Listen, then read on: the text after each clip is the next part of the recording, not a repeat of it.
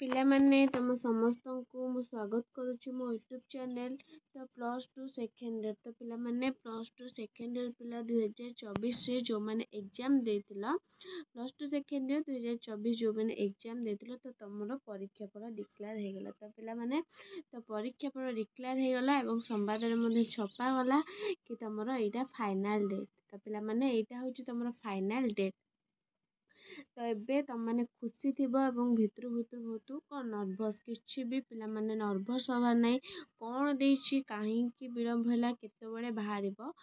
ତ କଳା ବିଜ୍ଞାନ ବାଣିଜ୍ୟ କ'ଣ ଏକା ସାଙ୍ଗରେ ବାହାରୁଛି କି ନାହିଁ, ତ ଚାଲ ଆମେ ଦେଖିବା। ପିଲାମାନେ ଦେଖ 26ରେ ଯୁକ୍ତ 2 ପରୀକ୍ଷା ଫଳ କ'ଣ ଦେଲା ନା 26 ତାରିଖରେ ଯୁକ୍ତ 2 ପରୀକ୍ଷା ଫଳ। ଇଏ ବି ପିଲାମାନେ କହି ହେଉନି, ଯଦି ବି ଘୁଞ୍ଚିବ ତ ଦେଇଦେଲେ ଆଉ ଘୁଞ୍ଚିବା ନାହିଁ। କାହିଁକି ନା କ'ଣ ନା ଯେହେତୁ ଡିକ୍ଲେୟାର କରିଦେଲା ପୁରା ଏଇଟା ଫାଇନାଲ୍, ଆଉ ଘୁଞ୍ଚେଇବନି। କହିଥିଲା ମେ ଲାଷ୍ଟ ୱିକ୍ରେ, ତ 26 ତାରିଖରେ ସେ କ'ଣ ନା ବାହାର କରିଦେଲା।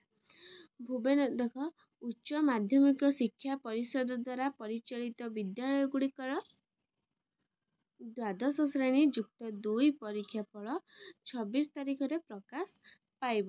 ଗୋଟିଏ ଦିନରେ କଳା ବିଜ୍ଞାନ ବାଣିଜ୍ୟ ଓ ଧନ୍ଦାମୂଳକ ବିଭାଗର ଫଳ ବାହାରିବ ପରିଷଦ କାର୍ଯ୍ୟାଳୟରେ ଅପରାହ୍ନରେ। ସେ କ'ଣ ଦେଉଛି ପିଲାମାନେ ଦେଖ ତମର କେତେବେଳେ ଏକ୍ଜାମ୍ ମାନେ ଯେଉଁ କେତେବେଳେ ତମର ପରୀକ୍ଷା ଫଳ ବାହାରିବ ତ ମୁଁ କହିଦେବି ସେ ଟାଇମ୍ କେତେବେଳେ ସେ କ'ଣ ଲେଖୁଛି। ତାପରେ କ'ଣ ଦେଲା ଗୋଟିଏ ଦିନରେ କଳା ବିଜ୍ଞାନ ବାଣିଜ୍ୟ ଧନ୍ଦାମୂଳକ ଫଳ। ଦେଖ ପିଲାମାନେ ଇଏ କ'ଣ ନା ତମର ବିଜ୍ଞାନ ଯେଉଁ ସାଇନ୍ସ, ତମର ସାଇନ୍ସ ଗୋଟେ ଦିନ ବାହାରିଥିଲା, 3 ଦିନ ଛାଡ଼ିକି କ'ଣ ନା କଳା ବାଣିଜ୍ୟ ବାହାରିଥିଲା। ବୁଝିହେଲା। ତ ବିଜ୍ଞାନ ଧନ୍ଦାମୂଳକ ବାହାରିଥିଲା ଗୋଟିଏ ଦିନରେ। ବୁଝିହେଲା। ତ କ'ଣ ପାଇଁ ନା ଗୋଟେ ଦିନରେ ବାହାରୁଛି। ତ ଗୋଟେ ଦିନରେ ଏଥିପାଇଁ ବାହାରୁଛି ଯେହେତୁ ଏତେ ବିଳମ୍ବ ହେଲାଣି ଏକ୍ଜାମ୍ ଡେଟ୍ ବାହାରିବା, ସେଥିପାଇଁ ଗୋଟିଏ ଦିନରେ ସେ ସବୁ କ'ଣ ନା ବାହାର କରିଦେଉଛି। ଆଉ ସେ ରଖୁନି କି କ'ଣ ନା ବିଜ୍ଞାନ ଆଜି ବାଣିଜ୍ୟ କାଲି, ସେମିତି ଆଉ ରଖୁନି। ଗୋଟିଏ ଦିନରେ କଳା ବିଜ୍ଞାନ ବାଣିଜ୍ୟ ଧନ୍ଦାମୂଳକ ଫଳ ପରୀକ୍ଷା ଫଳ ଘୋଷଣା ପରେ ଛାତ୍ରଛାତ୍ରୀ। ତ ପିଲାମାନେ ମୁଁ ତମକୁ କହିଥିଲି କେଉଁ ୱେବସାଇଟ୍ରେ ତମେମାନେ ନିଜର ଫଳ ଜାଣିବେ। ଦେଖ ଆଜି ସମ୍ବାଦରେ ବି ଦେଇଦେଇଛି www.odisharesult.nic.in। ତ ଏଇଟା ମୁଁ କହିଥିଲି ନା ମିଛ କି ସତ କହୁଛି, ତମ ଭିଡ଼ିଓକୁ ଏବେ ଯାଇକି ବି ଦେଖିପାରିବ। ମୁଁ ତମକୁ ଏଇ ୱେବସାଇଟ୍ ବି କହିଥିଲି, ମୁଁ 4ଟା ୱେବସାଇଟ୍ କହିଥିଲି, 4ଟା ୱେବସାଇଟ୍ରେ ତମର ଭରି ପାରିବ। ବୁଝିହେଲା।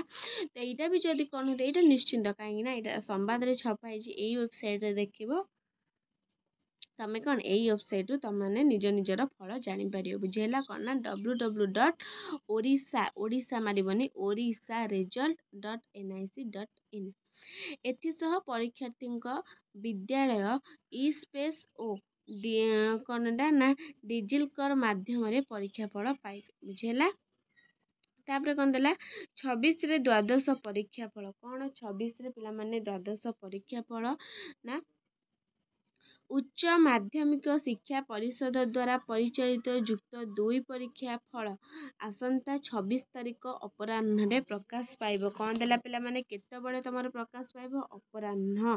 ତ ଅପରାହ୍ନରେ ପ୍ରକାଶ ପାଇବ, କାହିଁକି ନା ତମର ପ୍ରିଭିୟସ୍ ଯେଉଁ ଇୟର୍ରେ ପିଲାମାନେ ଯେଉଁ ଏକ୍ଜାମ୍ ଦେଇଥିଲେ ତାଙ୍କର ବାହାରିଥିଲା କେତେ ନା 2ଟାରୁ 3ଟା ମଧ୍ୟରେ ବାହାରିଥିଲା। ପିଲାମାନେ ହଁ ତାଙ୍କର 2ଟାରୁ 3ଟା ମନେ ପଡ଼ୁଛି କି 1ରୁ 2ଟା ଏମିତି ବାହାରିଥିଲା। ତମର ଅପରାହ୍ନ ମାନେ ସେଇ 1ରୁ 2ଟା କି 2ଟାରୁ 3ଟା ତମର ବାହାରିଯିବ। ବୁଝିହେଲା। ସକାଳୁ ବାହାରିବ ନାହିଁ, ବ୍ୟସ୍ତ ହେବନି, ଖାଇ ପିଇ ଆରାମରେ ବସିବ, କେହି ବି ସେମିତି ନୁହଁ। ତ ଉଚ୍ଚ ମାଧ୍ୟମିକ ନା ଫଳ ଆସନ୍ତା 26 ତାରିଖର ଅପରାହ୍ନରେ ପ୍ରକାଶ ପାଇବ ଯୁକ୍ତ 2 ପରୀକ୍ଷା। ତାପରେ ଏ ସଂକ୍ରାନ୍ତରେ ବୁଧବାର CHSI ପକ୍ଷରୁ ସୂଚନା ଦିଆଯାଇଛି। ଚଳିତ ବର୍ଷ ଗୋଟିଏ ଦିନରେ ଦ୍ୱାଦଶ ଶ୍ରେଣୀର କଳା ବିଜ୍ଞାନ ବାଣିଜ୍ୟ ଧନ୍ଦାମୂଳକ ପରୀକ୍ଷା ଫଳ ପ୍ରକାଶ ପାଇବ। କ'ଣ ନା ଚଳିତ ବର୍ଷରେ ମଧ୍ୟ କ'ଣ ନା ଗୋଟିଏ ଦିନରେ ମଧ୍ୟ ସବୁ ପ୍ରକାଶ ପାଇବ। ବିଦ୍ୟାର୍ଥୀ ୱେବସାଇଟ୍ www.odisharesult.nic.in ଲଗ୍ଇନ୍ କରି ଫଳ ଦେଖିପାରିବେ। ଏଥିସହିତ ଛାତ୍ରଛାତ୍ରୀ www.digicolour.gov.in ଲଗ୍ଇନ୍ କରି ତ 26ରେ ଯୁକ୍ତ 2 ପରୀକ୍ଷା ଫଳ କ'ଣ ଏଇଟା କ'ଣ ଦେଲା ଦେଖନ୍ତୁ ନା ଉଚ୍ଚ ମାଧ୍ୟମିକ ଶିକ୍ଷା ପରିଷଦ CHSI ଦ୍ୱାରା ପରିଚାଳିତ ଯୁକ୍ତ 2 ପରୀକ୍ଷା ଫଳ ଆସନ୍ତା 26 ତାରିଖରେ ବାହାରିବ। ପରିଷଦ କାର୍ଯ୍ୟାଳୟରେ ରବିବାର ଅପରାହ୍ନରେ ଫଳ ପ୍ରକାଶ କରାଯିବ ବୋଲି ପରୀକ୍ଷା ନିୟନ୍ତ୍ରକ ଅଶୋକ କୁମାର ନାୟକ ସୂଚନା ଦେଇଛନ୍ତି। କୋଉଦିନ ବାହାରିବ ନା ରବିବାର ଅପରାହ୍ନରେ। ଏ ବର୍ଷ ପ୍ରଥମ ଥର ପାଇଁ ଗୋଟିଏ ଦିନରେ ଏକାଥରକ ଯୁକ୍ତ 2 ପିଲାମାନେ, ମୁଁ କହୁଥିଲି ନା ପ୍ରିଭିୟସ୍ ଇୟର୍ରେ କ'ଣ ନା ଗୋଟିଏ ଦିନରେ ବାହାର ନଥିଲା, ସବୁ ବିଜ୍ଞାନ ଧନ୍ଦାମୂଳକ ବାହାରିଲେ କ'ଣ ନା ବାଣିଜ୍ୟ ଆଉ ଆର୍ଟ୍ସ କଳା, ସେଟା କ'ଣ ନା ଆଉ ଗୋଟେ ଦିନରେ ବାହାରୁଥିଲା। ପୁଣି ଆଉ ଗୋଟେ ପରଦିନ ନୁହେଁ, 4-5-6 ଦିନ ଗ୍ୟାପ୍ରେ ବାହାରୁଥିଲା। ଦିନକରେ ଏକାଥରେ ଯୁକ୍ତ 2 କଳା ବିଜ୍ଞାନ ବାଣିଜ୍ୟ ଧନ୍ଦାମୂଳକ ଶିକ୍ଷା ବିଷୟରେ ରେଜଲ୍ଟ ମିଳିବ। ବାରମ୍ବାର କହୁଛି, ଛାତ୍ରଛାତ୍ରୀ ଏଇ ୱେବସାଇଟ୍ରେ ଦେଖିବ। ତ ପିଲାମାନେ ଏଇ www.odisharesult.nic.in, ତ ଏଇ ରେଜଲ୍ଟ ତମେ ଦେଖିବ। ଆଉ ଗୋଟେ କଥା ହେଲା, ଏଇଟା ରେଜଲ୍ଟ ଦେଖିବ, ତମର ସର୍ଭର ଏରର ବି ଦେଖା ହେଇପାରିବ, ସର୍ଭର ଡାଉନ୍ ଦେଖିବ, କାହିଁକିନା ଏତେ ପିଲା। ତ ତମେ ଫାଷ୍ଟ ଯେତେବେଳେ ବାହାରିବ ଟାଇମ୍ ତ ଡିକ୍ଲେୟାର କରିଦେବ। ସେ କହୁଛି ଅପରାହ୍ନ ମାନେ ଗୋଟେ ଯଦି ରେଜଲ୍ଟ କହିବ ତାହେଲେ 1:30ରେ ସେ ଓପନ୍ କରିଦେବ, ତ ତମେ ଦେଖିପାରିବ। ବୁଝିହେଲା? ସୂଚନାଯୋଗ୍ୟ, ଯୁକ୍ତ 2 ପରୀକ୍ଷା ଗତ ଫେବୃଆରୀ 16 ତାରିଖରୁ ଆରମ୍ଭ ହୋଇଥିଲା। ତାପରେ ମୋଟ 3,86,250 ଜଣ ଛାତ୍ରଛାତ୍ରୀ ପରୀକ୍ଷା ଦେଇଥିଲେ। ତ ସବୁଠୁ ଅଧିକ ହେଉଛି କଳାରେ। ତ ବୁଝିହେଲା? CBSE CHSE ପିଲା ଯେଉଁ ଏକ୍ଜାମ୍ ଦେଇଥିଲା, ସବୁଠୁ ଅଧିକ ହେଲା CHSEର କଳାରେ। ଆର୍ଟ୍ସରେ କେତେ ନା 3,86,250 ଜଣ ନା ଟୋଟାଲ୍ ଦେଇଥିଲେ 3,86,250 ଜଣ। ରେଗୁଲାର 3,60,198 ଏବଂ ଏକ୍ସ ରେଗୁଲାର ପରୀକ୍ଷା ଥିଲା 26,052 ଜଣ ରହିଥିଲେ।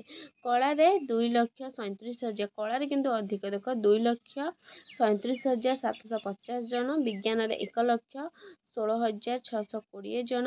ବାଣିଜ୍ୟରେ 26,089 ଜଣ। ଧନ୍ଦାମୂଳକ ଶିକ୍ଷାରେ 5,791 ଜଣ ପରୀକ୍ଷା ଦେଇଥିଲେ। ତେବେ 27 ଲକ୍ଷ ଖାତା ମୂଲ୍ୟାୟନ ହୋଇଥିବା ବେଳେ ସେଥିରୁ ଅନଲାଇନରେ 9 ଲକ୍ଷ ଏବଂ ଅଫଲାଇନରେ 18 ଲକ୍ଷ ଖାତା ମୂଲ୍ୟାୟନ କରାଯାଇଛି। ରାଜ୍ୟ ବାହାରେ ଏକ ଫର୍ମରେ ଫଳ ପ୍ରକାଶ ପାଇଁ ବ୍ୟବସ୍ଥା ହୋଇଥିଲା। ସେହି ଫର୍ମରେ ପରୀକ୍ଷାର୍ଥୀଙ୍କ ମାର୍କସିଟ୍, ସାର୍ଟିଫିକେଟ୍, ମାଇଗ୍ରେସନ୍ ଆଦି ସମସ୍ତ ସାର୍ଟିଫିକେଟ୍ ପ୍ରିଣ୍ଟ ମଧ୍ୟ କରାସରିଲାଣି। ତ କରାସରିଲାଣି, କେବଳ ଖାଲି ବାହାରିବ ଏବଂ ତମ କଲେଜରୁ ଯାଇ ଆଣିବ।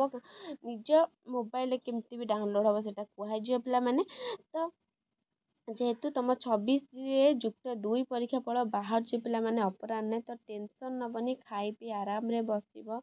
କିଛି କହିବ ନା ଖାଇବିନି, ସେମିତି ହେଲେ କ'ଣ ନା ତମ ଦେହ ଖରାପ ହେଇଯିବ, ନର୍ଭସ୍ ହେଇଯିବ, କ'ଣ କେତେବେଳେ ହେବ।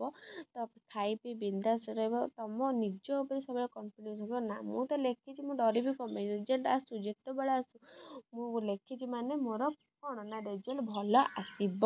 ତମେ ଯେତିକି ଏକ୍ସପେକ୍ଟ କରିବ ତମ ରେଜଲ୍ଟ ସେତିକି ଆସିବ। ମୁଁ କାହିଁକି ଏଠି କହୁଛି, ମୁଁ ତ ଦେଖିନି ଖାତା, କି ମୁଁ କାହିଁକି କହୁଛି ନା ଏଥିପାଇଁ କହୁଛି କି ତମେ ମାନେ ଲେଖିଛ। ତ ସମସ୍ତେ କହୁଥିଲେ ଆମେ ସବୁ ଲେଖିଛୁ।